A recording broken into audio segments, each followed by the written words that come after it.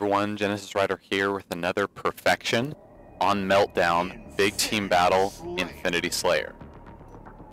Now I have one other gameplay on Meltdown, but by far, this gameplay was the best. I get over 20 kills without dying. As you can see, I just run out the front of our base. My teammate ends up grabbing the fuel rod, so I'm going to charge along this side ledge here. And this is a kind of underestimated position. A lot of people will teleport out through the teleporter right here. It'll jump out to the bunker and then charge to the enemy side. Now, it's unfortunate if you get pinned here because you can have enemy players charging through this tunnel and through this area, okay? And so what I want to do is just stay on our side and provide, again, a different angle of support. I can see this Ghost charges my Mantis, so I'm going to try to help him out. I get shot from behind. As you can see, enemy players already charging. I turn around just in time to see a guy trying to hijack my Mantis, and I bust him off of my Mantis. Really good job on my part here. I'm going to use the lift to get back up to this angle because I did get shot from this side over here, so I don't know where the enemy players are exactly. So I'm just going to go over here, use my thruster pack to sort of re-divert my momentum back onto that ledge. I see that my teammate is getting really distracting some enemy players, and unfortunately, as you can see right here on my radar, when the Mantis is blinking, I want you guys to look at my radar, when the Mantis is blinking like this, that means it's being hijacked, and unfortunately I may have been able to drop down and help my teammate. It looks like one of my teammates, though, was already trying to help out my Mantis, so I've just left that up to him to try to protect my Mantis there. So you can see this enemy player is going to drop down here. Probably a smart maneuver, but he doesn't end up doing very well. This is just a really, really good job on my part, knowing the map and knowing that I can just drop down behind this little barrier here. There's other dots and other people on my radar, like this guy here and this guy over here, that are going to distract the enemy player, and they're not going to have a focus on me as much because they're just going to focus on my teammates, my two teammates right here, bottom middle. One of them dies, and then I'm able to clean this guy up. I end up being shot from behind, and this is also a great use of the thruster pack because I know that if I thruster pack up through this little ledge right here, I can avoid this little cliff here, and I can jet right by it, allowing me to quickly get up here past this, and so that the enemy player won't be able to see me very soon, who's shooting me from over here. So you can see, even a carbine user starts trying to shoot me from behind, and so I'm able to get away and escape. Those are two of my very close calls during this game. I push back to our base.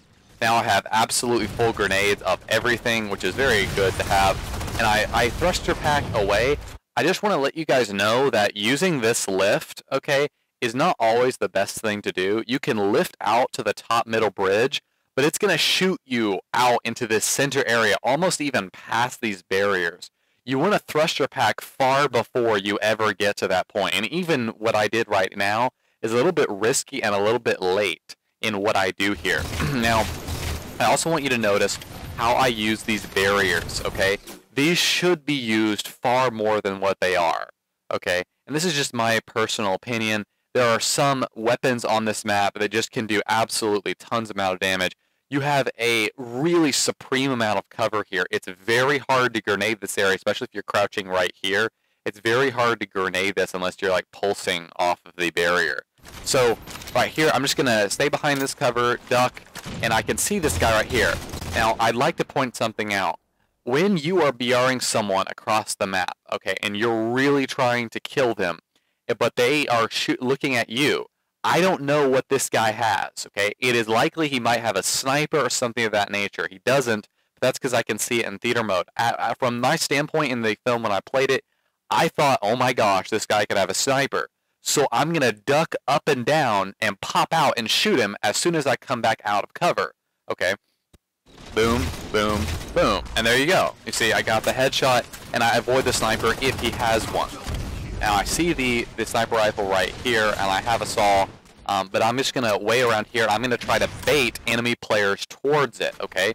And you can see a guy just charges down straight for it, and another guy just sort of kind of charges in, and I get the double kill. This is a really good idea, not only because, and I throw a grenade here and pick up another kill with that grenade, things are just really working out for me this game.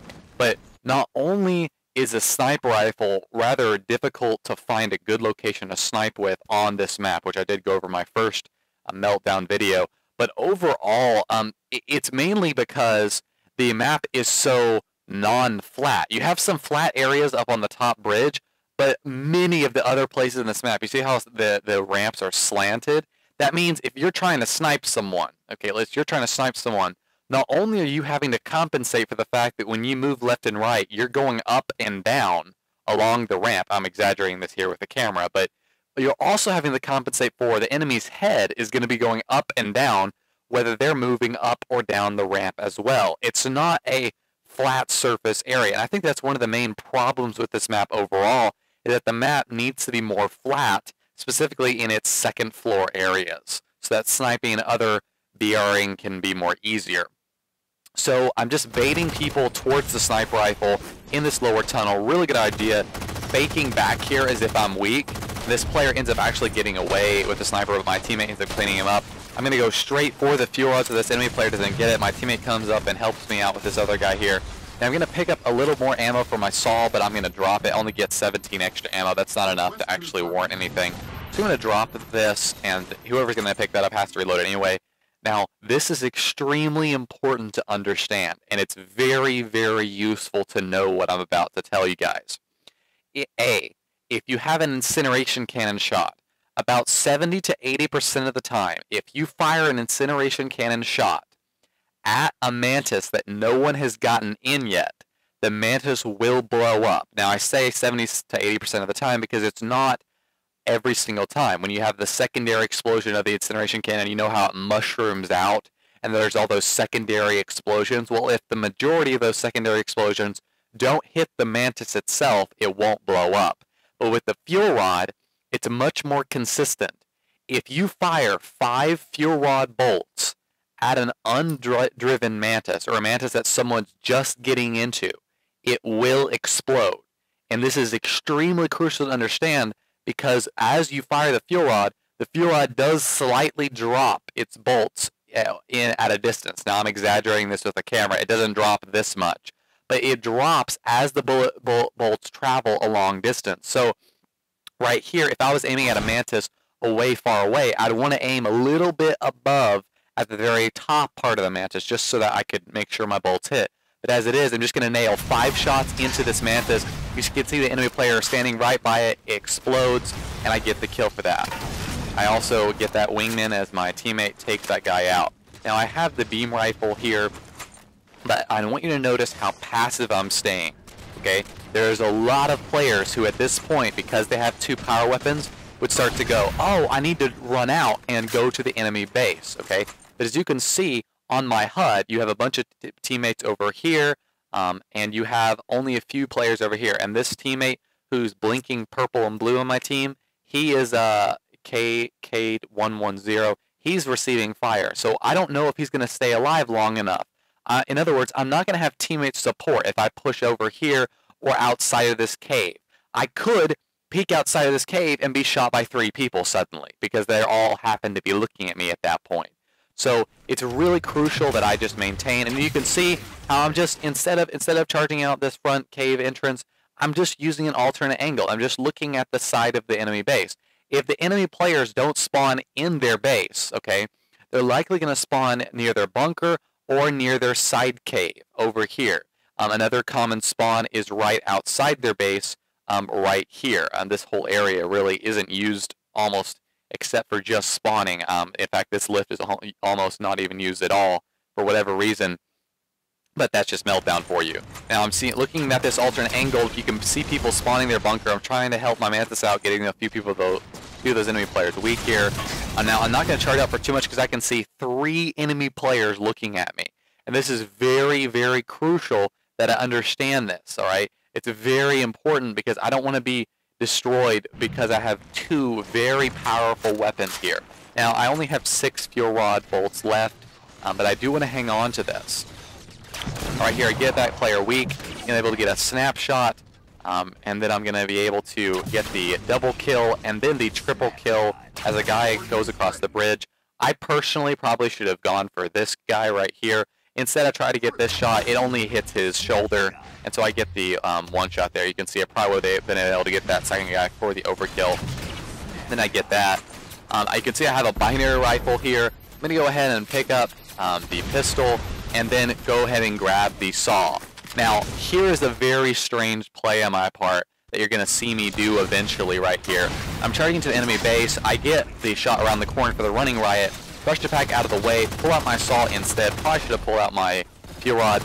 And this is really, really good plays on my part. You can see Annual Starling right here. He was my only teammate that I know of, personally in this game. This enemy player is really hammering him. Now, I wasn't realizing that Star actually did connect with his melee. I probably would have been able to kill that enemy player who had the overshield. But as it is, I'm not going to push it.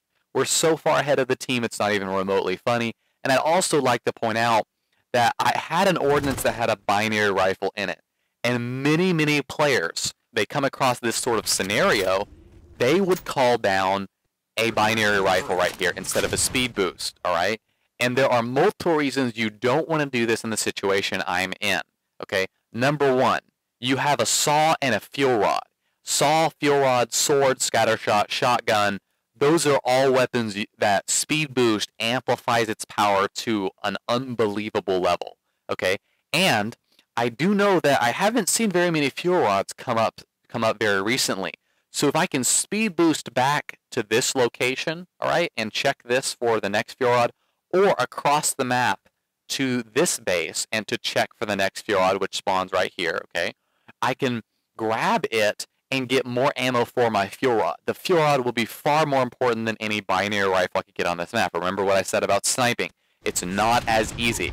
So I'm going to use a speed boost to go back through the caves, and there's a reason why I'm pushing back to the opposite cave, because we just pushed to the enemy base, killed most of them off, and you can see right here, you have this fuel rod guy who's using the hard light shield very, very well to escape here. I end up pushing him outside with my grenade, and he ends up being taken out by some rockets and fire from my Mantis. A very good job on that part. Annual Starling coming into the cave to back me up here as I reload my fuel rod. He takes out an enemy player with his scatter shot, and then he's baiting the sniper as well, then he picks it up. So I can't see any players in this base on my radar. I'm going to push back into the cave with my speed boost thruster pack with the fuel rod and saw here, and I'm going to be very careful. Now I'm switching between the saw and the fuel rod just because I'm just wanting to make sure I know that I have a fuel rod and saw on my player. I don't want to forget about that. But right here at these openings, I always want to have the fuel rod out because it's really important to keep that in mind. Now right here, unfortunately, my teammate gets cleaned up. I find the speed boost here, and I'm able to pick it up. Now, I would like to point out something very, very briefly here that has confused a few people, and some of you have asked about this. Right here, you can see right below my targeting reticle that I used to aim my fuel rod, it says, hold X to pick up speed boost. I do not hold X to pick up speed boost. I hold B to pick up speed boost. But the theater mode doesn't seem to know that. In Halo 3, Halo Reach, and Halo 4, the theater mode assumes that you're using the default button configuration, which is incorrect. I'm using bumper jumper, so it will always show you as using default. Some of you ask, hey, you say you're using bumper jumper, but you're actually not. No, I use bumper jumper 99.9% of the time in Halo 4. I rarely, if ever, switch to anything else. You can see this player right here, who's right next to me, being quite oblivious of what the heck is going on, probably because he has a sniper rifle and is trying to do some crazy zoom no-scope action or something. And I'm going to peek out here, try to help my teammates. Now right here is also a crucial point where I don't charge out. And this really works out for me because otherwise if I charged out, I'd likely get destroyed again. Okay, and when you have a fuel rod, you don't want to be charging out. I'd say overall, just keep this in mind. If you are going to peek out right here, you had better have teammate support over here in this general area looking at the enemy base. Specifically, it would be even better is your Mantis is sitting right here hammering the crud out of them, okay? If that is not the case, do not use this doorway to peek out the enemy base. It's a bad idea unless you have a power weapon or something of that nature. I've died countless times from very dumb overextensions like that. trying to assist my teammates here. He has a damage boost. I'm going to push back into my tunnel so I don't get flanked again. There's a spawn point over here, so I don't know if the enemy players are going to be there. I'm going to quickly go back to this area. Now, I want you to notice the 2 fuel rod shots I just hit that enemy overshield player with. Then I'm going to come around and hit him with 1 and 2 again for the Rampage.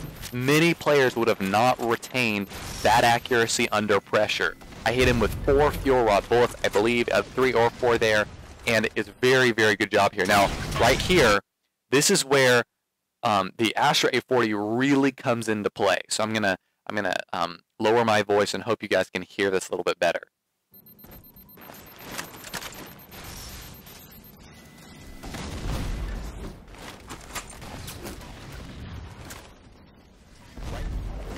So right here, as I enter this cave, just breaking it down for you, I hear the fuel rod go off as my teammate dies. You can see that red X there. And I see the after effects of the fuel rod in this tunnel. So I am being very, very wary, okay? I don't have that much fuel rod left, and I know that previous player was also, who I found using the fuel rod, was actually okay with it. He survived and was able to get away from me using his hard glide. So I'm going to be very, very careful and try to nail him before he comes around the corner. Okay, I see him try to push up. I'm going to pump all my bullets into that area. He charges out. He fires some pre-shots as well. I fire as well. He misses me. He pulls out his hard light, which is a good idea. And then I back down as well. A very, very intense standoff here. As I see he grabs the fuel rod that just spawned above me. I see as I don't have a fuel rod, I'm very, very careful to watch that red dot on my radar. And you can see the reason why I pushed up to this doorway is because not only do I not hear any other enemy players, but I do have some teammates over here who are about to push up. And I know that this player is pushing back with his fuel rod. I need to keep him on my radar to keep track of his location. So I pull up a scatter shot, which may come in useful sometime, but I end up switching for the DMR because I already have a kind of close range weapon. Now I know this enemy player is pushing back into the cave system. So I'm going to try to flank around, and I'm going to be crouching a little bit to go off the radar to confuse him. While I'm curving around, I'm just making sure that I watch my angles and I don't get suddenly killed from across map.